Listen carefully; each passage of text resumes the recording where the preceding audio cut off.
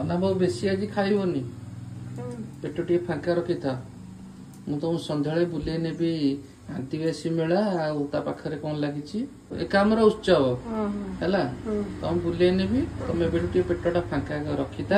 ଆଉ ଏତେ ଦିନ ପରେ ମୋ ପୁଅ ଗୋଟେ ଫାର୍ଷ୍ଟ ଟାଇମ ମତେ ଗୋଟେ ଓ ଖାଲି ତ କମେଣ୍ଟ ମାରିଲା ଆଉ। ତମେ ସେଇଠି ଯାହା କହିବ ତମକୁ ଖୁଆଇଦେବି। ମୁଁ ଖାଇପାରିବିନି, ଏଠୁ ଜେଡ୍ ସବୁ ଖାଇବ। ମୁଁ ଖାଇବିନି କିଛି। ତେରିକା ମୁଁ ଏ ଖୁଚୁରୁ ମୁଚୁରୁ କଣ ଟିକେ ଖାଇକି ଆସିବି। ତାହେଲେ ଗୋଟେ ବୋଟଲରେ ତୋରାଣୀ ନେଇକି ଯାଇଥା। ତୋରାଣୀ କଣ ତଣ୍ଟି ଶୁଖିଯିବ? ତଣ୍ଟି ଫଣ୍ଟି ଶୁଖିଯିବ, ତମେ ତ ଖାଇବନି କିଛି କହୁଛ ଆଉ। ଖାଇବିନି ବୋଲି ପିଇବିନି।